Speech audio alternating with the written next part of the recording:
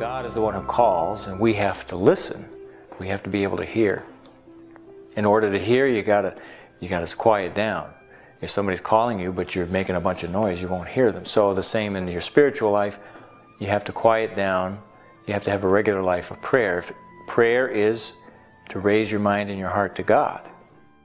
Somebody might go to a religious life and discern for a time, and maybe even in temporary vows. Well, that's part of what the church might say gives us with temporary vows. Is it's continuing the discernment while getting the benefit of a consecration. But when the consecration is made sort of permanently, you decide you're accepted, and you make the offer of your life. It's not something you want to take back. So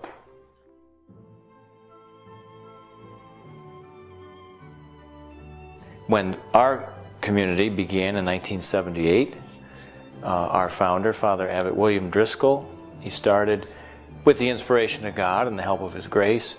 He started in Rockport, Massachusetts, and after a couple of years, he encountered the Maronites and met the Maronite Archbishop, Francis Zayak, who is retired now.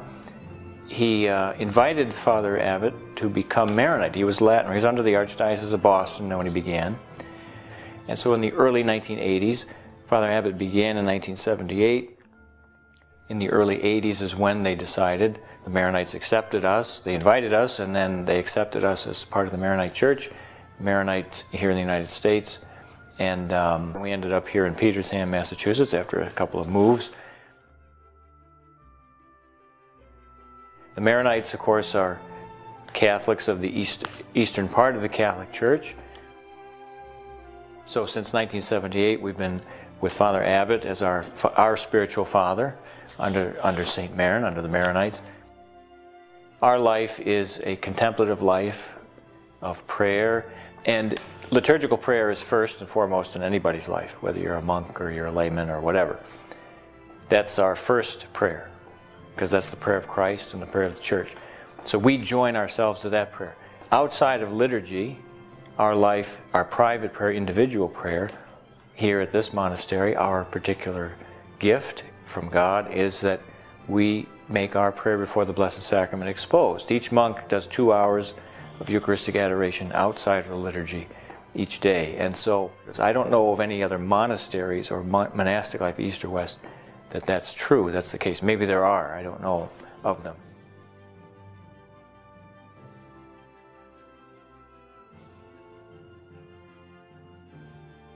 Latin is a language, and in terms of prose and poetry, that likes to compress a lot into a few words, whereas the Maronite liturgy likes to elaborate everything, repeat things over and over. So it's much more, the prayers are much longer, there's a lot of repetition. We say in one of the feasts we have for some Maronite martyrs, the monks who were killed for the teaching of the Council of Chalcedon, our faith is the faith of Peter, and the faith of Peter is ours. The Church of Peter is our church, and the Church of Peter is ours. So they like to repeat things, they like to, just like anybody who loves to ruminate on something, to think of something that's delightful and good and holy and true, you like to think about it over and over. And so that's what's characteristic, at least to me, from being here for a few years. Most of our liturgy is in English. But there are some prayers or hymns that we always have in Aramaic, which is the language our Lord spoke. We have always at Mass, the consecration is always chanted and always in Aramaic.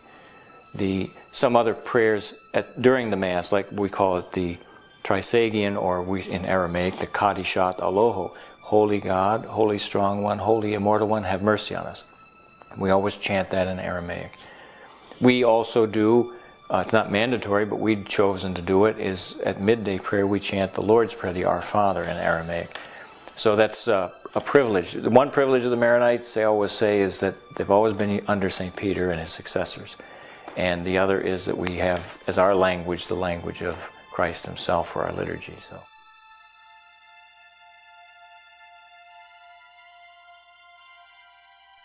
As a friend of ours said many years ago, he used to run some errands for us. And he used to go uptown, and some of the locals they asked him once, they said, well, are you their contact with reality? And he said, no, they're my contact with reality. And the reason is, I think, because God is reality. That's the real thing, is God himself. When you live a life without that, they call that the real world, but that's the illusion. And that's why it's so frantic and so crazy, is because they're missing the one thing that's real. And so when people come here, that's in some way what we give it to them, not by any design. It's just that's what happens. That's the natural, you want to call it the dynamic of our life, is that we give ourselves to God. Well, he uses us as instruments to give himself to others. And that's what I think people who actually come down here, that's what that I can only tell you what I've heard them say. And then others who maybe never come here, I suppose that's our best contribution, is that we become sort of like the light on the stand our Lord spoke of in the gospel. Despite ourselves, despite our own limitations and sins, we give light to the world in a certain way. So.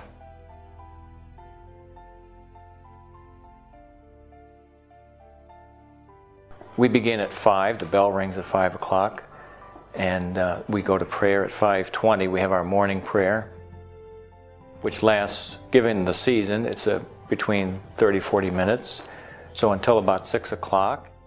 Then we have quiet time for adoration of the Blessed Sacrament before Mass, or they'll do some spiritual reading or study before Mass.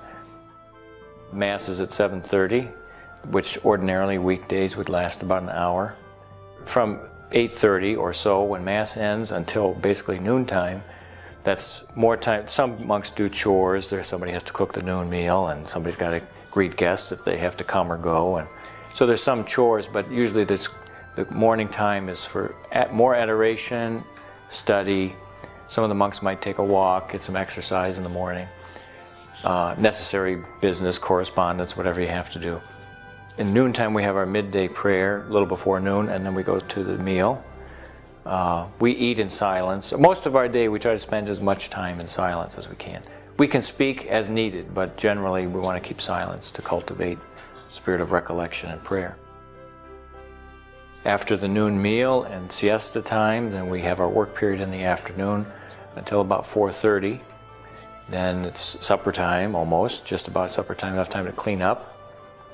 Our evening prayer at 6:20 till about 7 o'clock. And then after that, most nights, it's sometimes there's classes they'll have in the evening for philosophy, theology, whatever it might be, for novices, for the rule, anything else. And otherwise, it's adoration or study,